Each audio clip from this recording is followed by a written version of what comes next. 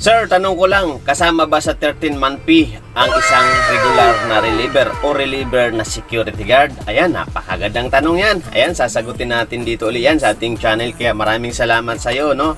Edgar Gudin, siya po ang nagtanong, si Edgar Gudin. At ito, bago natin pagpatuloy yung video, syempre, kailangan natin mag-like, mag-share, and mag-subscribe sa ating channel, no? Sa ating Kuya Isko Official, at syempre, Gwapong Bihero TV, at ating Facebook, Charles Francisco. Ayan po. So doon sa tanong no na kung saan ang 13-month pay ba ay meron din ang mga regular reliever o reliever security guard. Kapatid, kababayan or ka-59, ang 13-month pay is nakasaad sa batas yan na kung saan pag ikaw ay empleyado is kasama ka dyan. So ang reliever kasi is hindi naman nangangahulugan is hindi ka nila empleyado. Reliever ka lang dahil ikaw ay ginagawa sa iba't ibang duty. Reliever ang tawag doon. Pero ikaw ay empleyado nila. Regular ka sa kanilang kumpanya. So sa madaling salita ay kasama ka sa 13-month pay. Kanya nga lang yan ay kinocompute lang kasi yan kung ilang araw kang naka-duty or jumo-duty sa buong isang taon. So yan yung computation dyan. Naka-compute siya sa araw. So ayan po no, nasagot natin dahil maiksi lang naman yung tanong mo. At yun po yung kasagutan is kasama sa 13-month pay. Kaya kung pagdating ng December, kung nag-reliever ka, tapos naging regular ka, is count yun kung ilang days ang pinasok mo sa buong isang taon. Salamat sa iyo, Edgar Gudin. Ayan, maraming salamat sa iyong tanong. Napakagandang tanong yan para malaman din ng ating ibang mga reliever. So, mayroon pa tayong isang tanong dito dahil medyo maiksi lang naman yung unang tanong. Isingit din natin ito. Galing naman kay Lucero Leo. Ang tanong naman dito ni Lucero Leo, ayan po, ayan no, ay sir, pa-explain naman po tungkol sa mga reliever. Halimbawa, ang isang naka-duty na reliever tapos naka-encounter ng problema. Halimbawa, nakabaril ng hold upper or sabihin natin siya ang nabaril, nasugatan. Ang mga ganitong bang mga problema kung saan sa korte ay sagot ng agency kung saan siya nag-reliever. Okay, napakagandang tanong ulit yan. Napakaganda ng mga tanong natin dito mga ka-59. Saludo ako sa inyo, no? At iyan no, ay tungkol sa kaso halimbawa. Okay? Ulitin ko, nabanggit ko dito sa una doon sa sagot ng 13-month pay. Sabi ko nga, pag oras na ikaw ay dumo-duty na sa isang agency, no? Ikaw ay naka-uniform, naka-duty ka sa kung saan ka nilagay.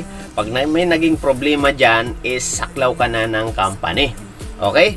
Mapa-regular ka man o mapa-reliever ka man or mapa-contractual ka man, saklaw ka na ng company dahil empleyado ka niya. Okay? Ang ating pinag-usapan dito is empleyado ka na niya. Oras na binigyan ka na ng authorization or memo or order na ikaw ay magtrabaho na sa kanilang kumpanya, ikaw ay lehitimong member na ng kanilang kumpanya.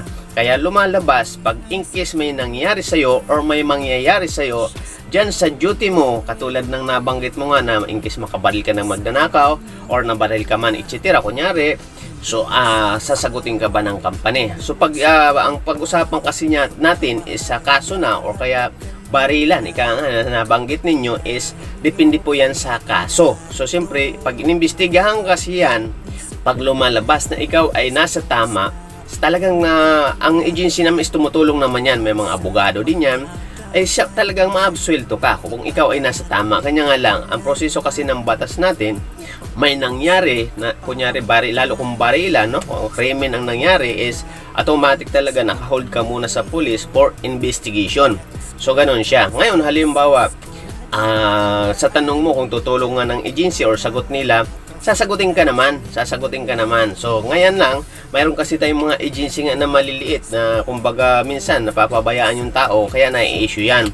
Pero ang totoo dyan, dapat sasagutin ka ng agency, mapa-reliever ka man o mapa-regular ka man or mapa-contractual ka man in case may nangyari sa'yo pag ikaw ay naka-duty.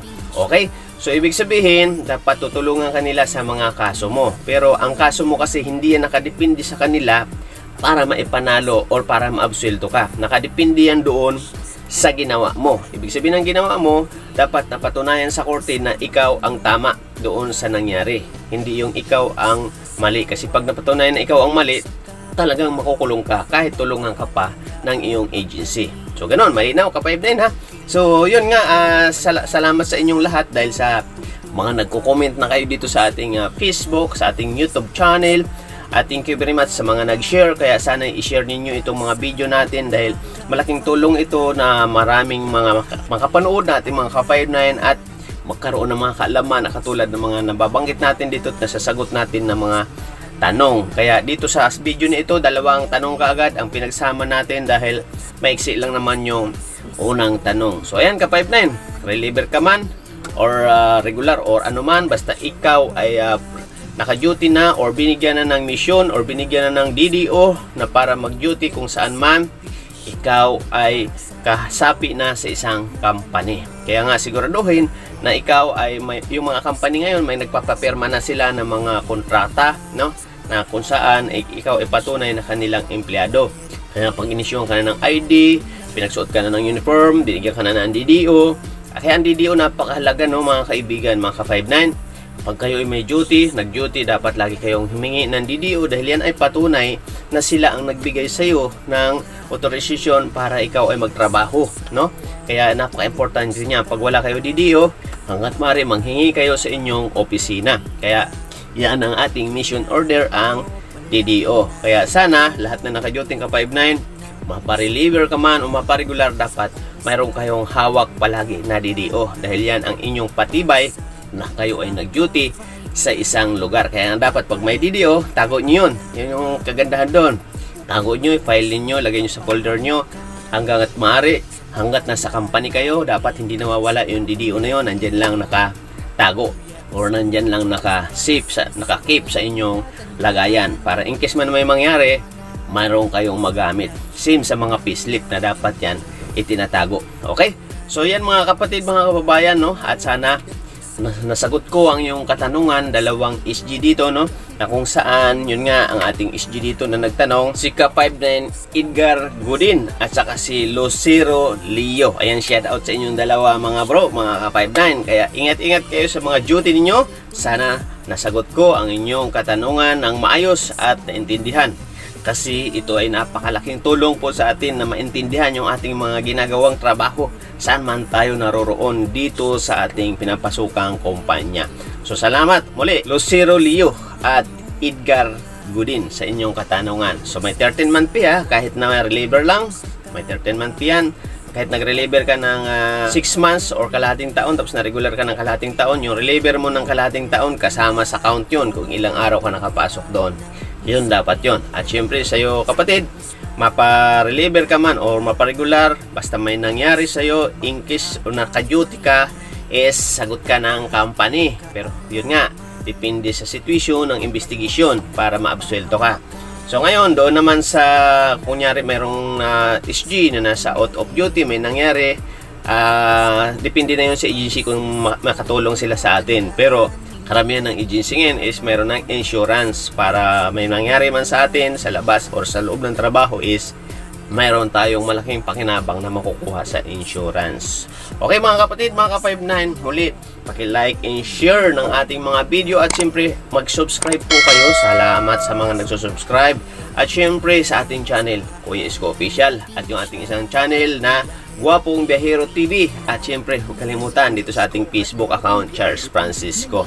So thank you very much po muli sa ating lahat ng mga nakakapanood sa ating mga upload video at sa ating mga nag-share. Maraming salamat ng paulit-ulit. At ito ngayon medyo nasusubaybayan na yung mga vlog natin sa YouTube natin. Kaya thank you very much. At siyempre sa ating Facebook, malalaki na rin yung views niyan. Kaya maraming salamat po at mabuhay. Ulitin ko, wala po tayong mga video dito na gawa-gawa lang.